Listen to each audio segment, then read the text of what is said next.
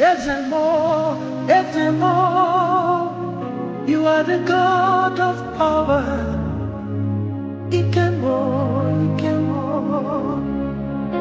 Ikemo, Ikemo. Evermore, evermore, you are the God of power. Ikemo, Ikemo. You do unimaginable things.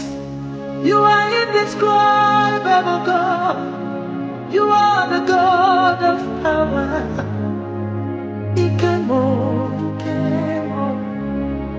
You declared the end from the beginning, and from the ancient times, the things that are not yet done. You are the God of power. Ikemo, Ikemo. You raised the dead by your power. You heal by your power. You deliver by your power. Ikemo, Ikemo. You formed a baby without a womb. You divided the Red Sea by the breath of your nostril.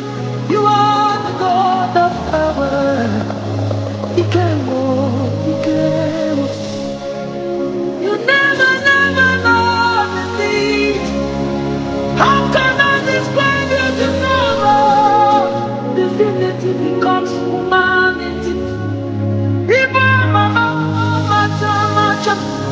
You are the God of power. Ikemo, Ikemo. Baba gave us the yoga. Oke mirikene wawo. Ukwana rina dadwe. Ikemo, Ikemo. Wabia baragiju la road. Ina ma, ila kani. Abaragiju kubri nani ya. Babu gebu kamili na wawo. Babu gebu wana rina dandu. Ebu badike na la. Hallelujah, hallelujah, hallelujah. Onukwe, onukwe. Mwakamu, mwakamu. Hey, you are the God of power. You are the God of power. You are the God of power. Ikemo, Ikemo, Ikemo, Ikemo, Ikemo, Umemo. You are the God of power. Ikemo, Ikemo, Ikemo, Ikemo, Ikemo, Umemo. You are the song that I sing. Ikemo, Ikemo.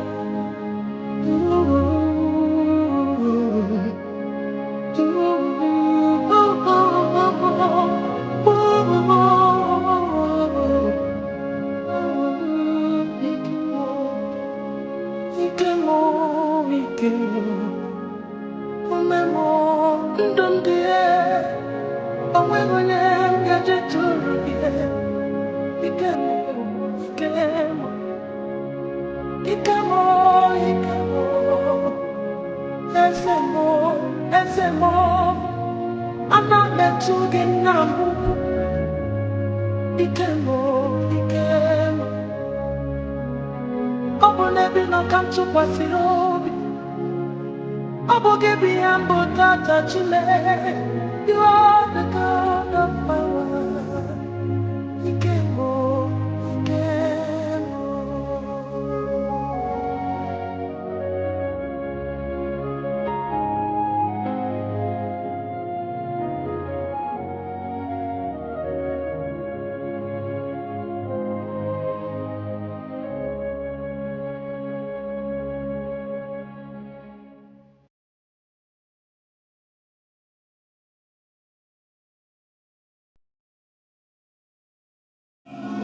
Utukufu wa jina lako. Nimeomba na kuamini katika jina la Yesu Kristo. Amen. Kama kuna mwanafunzi yuko nje, ingie ndani, alafu tukae chini. Tukiwa tumebakisha siku moja tu kwenda kwenye chumba cha mtihani.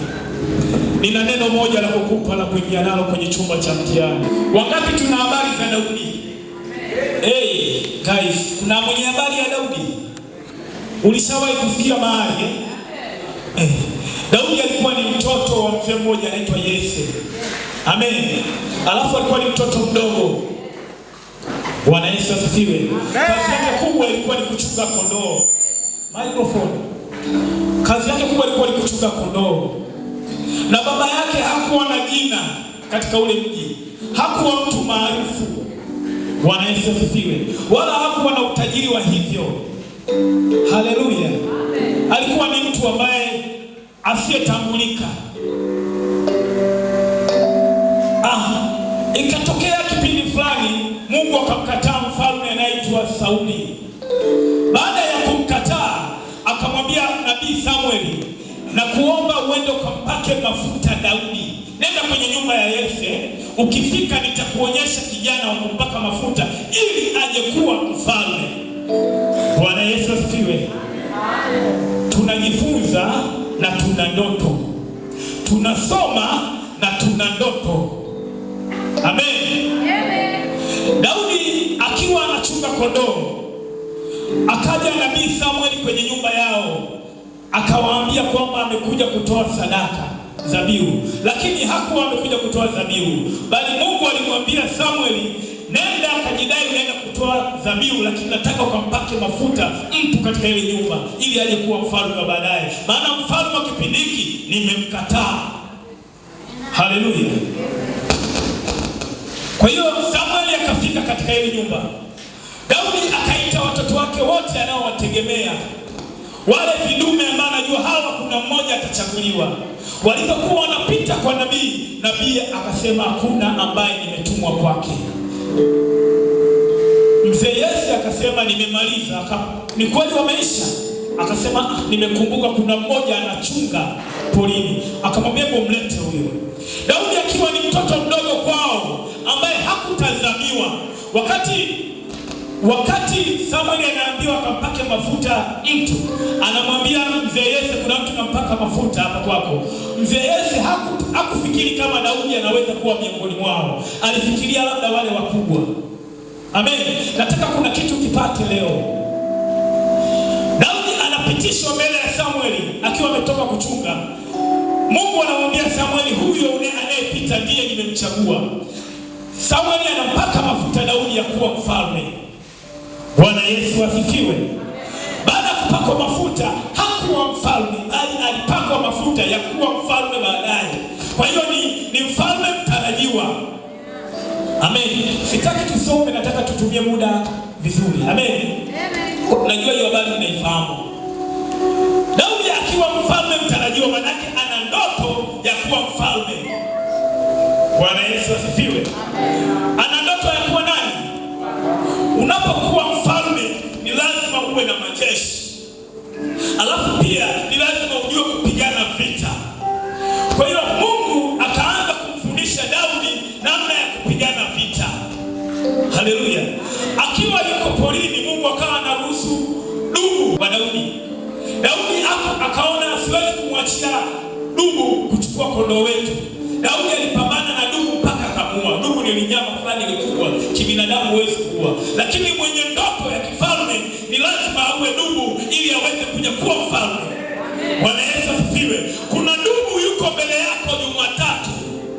Bwana Yesu asifiwe. Ni lazima huyo dubu afe ili wewe ukatoboe. Bwana Yesu asifiwe. Ni lazima huyo dubu afe ili wewe ukatoboe. Bwana Yesu asifiwe. Daudi akajifunza vita hivyo. Lakini miaka ikakatika, kukatokea vita kati ya Wafilisti na Wanaisraeli. Daudi akiwa ni Mwisraeli. Unanielewa? Lakini Daudi hapo kumbuka ana ndoto za kuwa nani? Ana ndoto lakini anajifunza. Una ndoto na ndio maana unasoma. Amen. Haleluya. Vita vilivyotokea, wakaandaa uwanja wa mapambano. Upande ule ni upande wa Wafilisti, upande huu ni upande wa Wanaisraeli majeshi yao. Kumbuka katika kila familia walichukua watu kwenda lakini Daudi hakuchukuliwa kwenda vitani, maana alidharaulika. Mungu anataka kutumia wewe uliyedharaulika kwenye familia yenu. Mungu anataka kutumia wewe mdogo kuliko wote, ukaitambulisha familia. Amen. Ukaifanya familia yenu kuwa na thamani. Inawezekana familia yenu wanaishiaga form 4, lakini wao unakwenda kutoboa kuheshimisha familia. Inawezekana familia yenu haijulikani, lakini kupitia wao familia inaenda kutambulika. Ninakuja kukwambia hilo neno jioni ya leo. Bwana Yesu asifiwe. Sikupotezai muda, kuna jambo Mungu amenituma kwako. Haleluya. Vile vita wakati vinaendelea, hawajaanza kupigana, akatokea mtu mmoja kwenye jeshi la Wafilisti anaitwa Goliati. Akawaambia Wanaisraeli, kwa nini tunapotezeana muda? Chagueni mtu mmoja kwenu naye muamini shujaa, na mimi huku ni shujaa wa Wafilisti, tupigane. Atakayepigwa na kuuliwa, taifa lake limetekwa. Bwana Yesu asifiwe. Wakati wa Daudi anachunga kondoo, yuko kule vitani. Daudi anarudi nyumbani kwao, anaambiwa na baba yake, chukua chakula wapelekee kaka zako kule vitani. Daudi hakubishana na baba yake, ijalishi kwamba amechoka. Alibeba chakula akapeleka chakula vitani. Utii ndio utakao kufanya utoboe kwenye maisha yako. Bwana Yesu asifiwe. Kumbuka amechoka, lakini anaambiwa peleka chakula vitani. Kwa hiyo Daudi anakwenda vitani sio kupigana, bali kupeleka chakula. Nakwambia tena, utii na unyenyekevu utakufanya utoboe. Yule Mfilisti akasema, Goliati, na yatukana leo majeshi ya Israeli. Nipeni mtu nipigane naye. Basi Sauli na Israeli wote waliposikia maneno ya huyo Mfilisti, wakafadhaika na kuogopa sana. Wakaogopa. Kitakachokufanya ushindwe kufanikiwa ni woga. Bwana Yesu asifiwe. Tunasoma magazeti, kijana anaitwa Majaliwa ambaye leo ameweza kuingia bungeni. Mtoto alikuwa anafua tu samaki, lakini aliondoa woga ndani, akapenda kwenye ndege kwenda kuokoa watu. Leo hii anatambulika Tanzania nzima. Mtoto huyo utakuwa wewe kesho. Chapia Yesu makofi. Basi Daudi alikuwa mwana wa yule Mwefrathi wa Bethlehem Yuda, aliyeitwa jina lake Yese. Na huyo alikuwa na wanawe 8, na mwenyewe alikuwa mzee siku za Sauli na mkongwe miongoni mwa watu. Na wale wana 3 wa Yese waliokuwa wakubwa walifuatana na Sauli kwenda vitani, na majina yao wanawe 3 waliokwenda vitani ni haya. Watoto wa mzee Yese 3 wakubwa wamekwenda vitani, ila Daudi hakwenda vitani. Nataka unotiko. Twende. Mzaliwa wa kwanza Eliabu, na wa pili Abinadab, na wa 3 Shama. Na huyo Daudi alikuwa mdogo wa wote, na hao 3 walikuwa wakubwa, wakafuatana na Sauli. Basi vitu vile akaenda kama Yese alivyomwamuru. Akafika penye magari wakati lile jeshi walipokuwa wakitoka kwenda kupigana, wakipiga kelele za vita. Na wana wa Israeli na Wafilisti wakajipanga, jeshi hili likalikabili jeshi lile. Basi Daudi akaviacha vile vyombo vyake katika mkono wa mlinda mlango, akalikimbilia jeshi. Akafika akawasalimu ndugu zake. Hata alipokuwa akisema na ndugu zake, kumbe yule shujaa alitokea. Wa Kifilisti Goliati akatokea. Mfilisti wa Gathi jina lake Goliati akatoka katika jeshi la Wafilisti, akasema maneno yale yale, akatukana vile mbele ya Daudi. Naye Daudi akasikia. Na watu wote wa Israeli walipomwona yule mtu wakakimbia, wakaogopa sana. Wote wakakimbia wakaogopa. Kumbuka Daudi akasikia. Kuna matusi yanatokana kwenye familia yako na unasikia. Wewe ndio kwenda kuheshimisha familia yako. Watu wa Israeli wakasema, je, mmemwona mtu huyu aliyepanda huko? Hakika ametoka ili awatukane Israeli. Basi itakuwa mtu yule atakayemuua, mfalme atamtajirisha kwa utajiri mwingi, naye atamuoza binti yake na kuifanya mbali jamii ya baba yake kuwa huru katika Israeli. Sasa tumia nikwambie, Daudi akiwa na ndoto ya kuwa mfalme, anakwenda kule vitani kupeleka chakula, anamkuta Goliati anatukana tena. Alafu wanajeshi wa Israeli wanakimbia, wanaogopa. Huku kunatolewa agizo, atakayeweza kumuua yule Goliati atapewa mtoto wa mfalme aoe na kutajirishwa familia yao. Maanake pale kwenye kifo, unapoona kuna kifo, ndio pana fursa. Bwana Yesu asifiwe. Daudi akaona kwa kuwa nina ndoto za kifalme, cha kwanza naoa mtoto wa mfalme. Bwana Yesu asifiwe. Kwa hiyo Daudi akaanza kuuliza, mnasemaje? Wakamwambia ndio hivyo. Kaka zake wakasikia kwamba Daudi anataka kupigana. Kaka yake akamkaribia, umefuata nini huko? Daudi akamwambia, kwani ni kosa langu nini? Unajua kuna watu wanaweza wakakublock kwenye ndoto zako. Mwingine akakupangia uwe fulani. Yaani walitegemea Daudi atachunga kondoo kila wakati. Kumbe Daudi tayari ameshapakwa mafuta ya kifalme. Kuna watu watakupangia hata aina ya masomo uchague, wakuchagulie wao. Hawaangalii ndoto yako ni ipi. Bwana Yesu asifiwe. Endelea mbele. Mstari wa 26 anasema, Daudi akaongea na watu waliosimama karibu naye akisema, je, atafanyweje yeye atakayemua Mfilisti huyo na kuwaondolea Israeli aibu hii? Maana Mfilisti huyu asiyetahiriwa ni nani hata watukane majeshi ya Mungu aliye hai? Nao watu wakamjibu vivyo hivyo wakisema, ndivyo atakavyofanyiwa mtu yule atakayemuua. Naye Eliabu mkubwa wake alisikia hapo alipoongea na watu, na hasira yake Eliabu ikawaka juu ya Daudi, akasema, mbona wewe umeshuka hapa, na kondoo wale wachache umemwachia nani kule nyikani? Mimi nakujua kiburi chako na ubaya wa moyo wako, maana umeshuka ili upate kuvitazama vita. Naye Daudi akajibu, je, mimi nimekosa nini sasa? Je, si neno kubwa hilo? Naye akamgeukia ili kumwelekea mtu mwingine akisema, naye jinsi ile ile, na watu wote wakajibu tena jinsi ile ile kama ya kwanza. Daudi anataka kupata uhakika, je, ni kweli nitafanywa hivi nikimuua? Na maneno hayo aliyoyasema Daudi aliposikiwa na watu, wakamweleza Sauli. Maneno aliyosema Daudi yakasikiwa na watu, akapelekewa taarifa mfalme kwamba kuna kijana anataka kufanya jambo. Naye akamtuma mtu kwenda kumwita.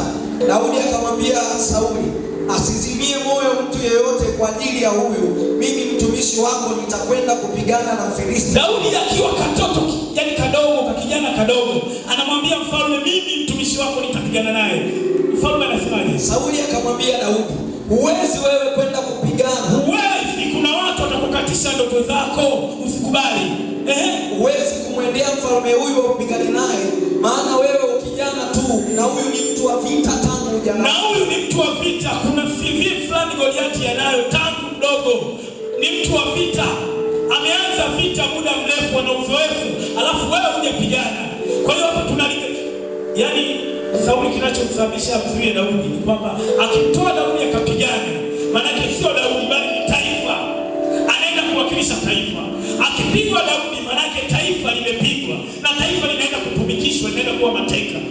Sijui unanielewa hapo? Daudi anaanza kuifunua CV yake kwa mfalme. Anasemaje Daudi? Daudi akamwambia Sauli, mtumishi wako alikuwa akichunga kondoo za baba yake. Mtumishi wako alikuwa akichunga kondoo za baba yake. Naye alipokuwa akija simba au dubu, akamkamata mwana kondoo wa lile kundi. Mimi hutoka nikamfuata, nikampiga, nikampokonya kinywani mwake, na akinirukia, umshika ndevu zake, nikampiga na kumuua. Hapo Daudi anaomba fursa ya kupigana.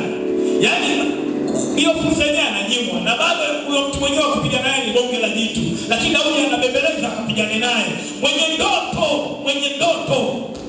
Mwenye ndoto atang'ang'ania atoboe. Huwezi kutoboa kama utamshinda Goliati aliyosimama mbele yako.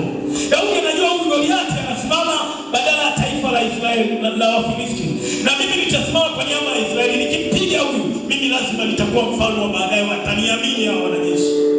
Bwana Yesu asifiwe. Anamwambia, nilishaua dubu, nikaua simba, na mshikwaje huyu kunguni? Bwana Yesu asifiwe. Yeye anamuona ni bonge la mtu, lakini mimi nikimuona namuona takataka.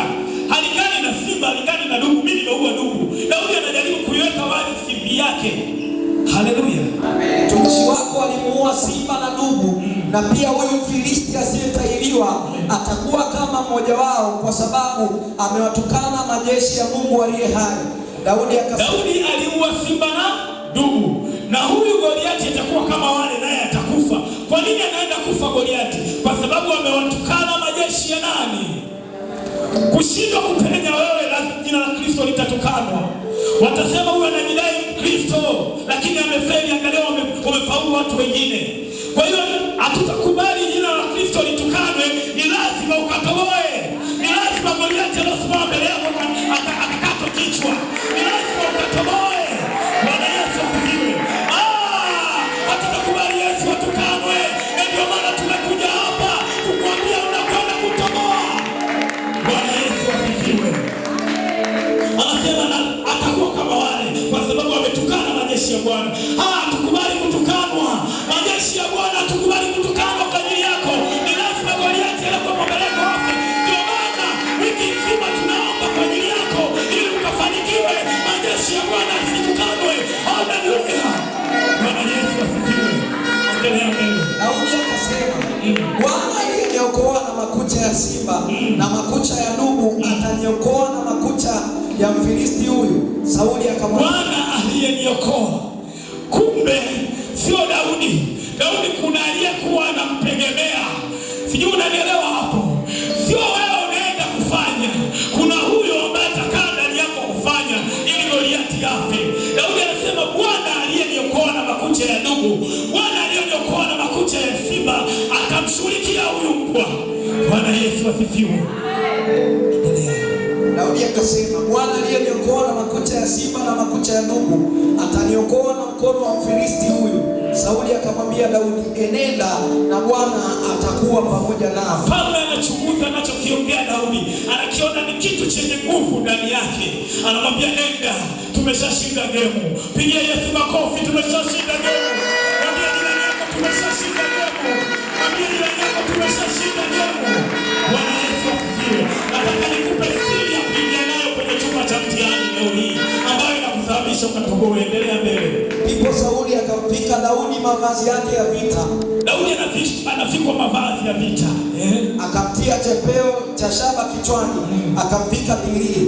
Naye Daudi akajifunga upanga juu ya mavazi yake, akajaribu kwenda, maana alikuwa hajavijaribu. Daudi akamwambia Sauli, siwezi kwenda na vitu hivi, maana sikuvijaribu. Basi Daudi akavivua, akaichukua fimbo yake mkononi, akajichagulia mawe laini 5 katika kijito cha maji. Nisikilize, wakikupa kipepa, mwambie siwezi kuingia na hiki kitu, maana sija kijaribu, ila kuna mtu ndani na ingia naye. Bwana Yesu asifiwe. Wakikupa kipepa kichane, mwambie kipeleke nyumbani kwenu kama kinaliwa mtakile. Mimi naingia ndani na kuna mtu naingia naye naenda kuishikia. Soma mbele. Akayatia katika mfuko wa kichungaji aliyokuwa nao, maana ni mkoba wake, na kombeo lake alilokuwa nalo mkononi mwake. Akamkaribia yule Mfilisti. Huyo Mfilisti naye akamsogelea Daudi na kumkaribia, na mtu yule aliyemchukulia ngao yake akamtangulia. Hata Mfilisti alipotazama huku na huku, akamwona Daudi akamdharau. Endelea. Kwa kuwa ni kijana tu mwekundu, tena ana sura nzuri. Filisti akamwambia Daudi, je, mimi ni mbwa hata umenijia kwa fimbo? Filisti akamlaani Daudi kwa miungu yake. Filisti akamwambia Daudi, njoo huku kwangu, nyama yako nitawapa ndege wa angani na wanyama wa mwituni. Ndipo Daudi akamwambia yule Mfilisti, wewe unanijia mimi na upanga na fumo na mkuki, bali mimi ninakujia wewe kwa jina la Bwana wa majeshi, Mungu wa majeshi ya Israeli uliowatukana. Wewe unanijia na mapanga na mikuki, mimi nakujia kwa jina la nani? Kwa jina la nani? Naingia kwenye chumba cha mtihani kwa jina la nani? Simama juu, tunaingia kwa jina la nani? Simama juu. Nisikilize nikwambie kitu. Tunaenda kuingia kwenye chumba cha mtihani kwa jina la Yesu. Tunaenda kuingia kwa jina la nani? La Bwana yani. Tunaenda kuingia nalo kwenye chumba cha mtihani. Kwa nini tunaingia nalo kwenye chumba cha mtihani? Nisikilize kabla tujaingia kwenye maombi. Naomba nisomee Warumi 13, nisomee Warumi 10:13. Wakati huo watumishi wa Mungu wote, waimbaji na askofu, tutakuja nyuma na mwalimu kwa ajili ya kuomba na wanafunzi. Tutakuja huko. Warumi 10:13 inasema, kwa maana kila atakayelitia ataokoka. Imetosha, atafanyaje? Ataokoka. Daudi akaona bila kuliitia jina la Bwana siwezi kuokoka kwa Mfilisti huyu. Daudi akaenda mbele ya Mfilisti huku akiliitia jina la Bwana. Nataka uingie chumba cha mtihani huku ukiingia na jina la Bwana kuliitia. Amen. Tunapaswa kulitumia jina la Yesu tunapoenda katika chumba cha mtihani. Daudi akamwambia Goliati hivi, wewe unanijia kwa mikuki, mimi nakujia kwa jina la Bwana. Na Biblia inasema jina la Bwana ndilo litakalo kuokoa mtu. Kila atakayeliitia jina la Bwana ndiye atakayeokoka. Kwa hiyo kila unapoingia kwenye chumba cha mtihani, unapokanyaga tu unasema naenda kufanya mtihani kwa jina la nani? Bwana.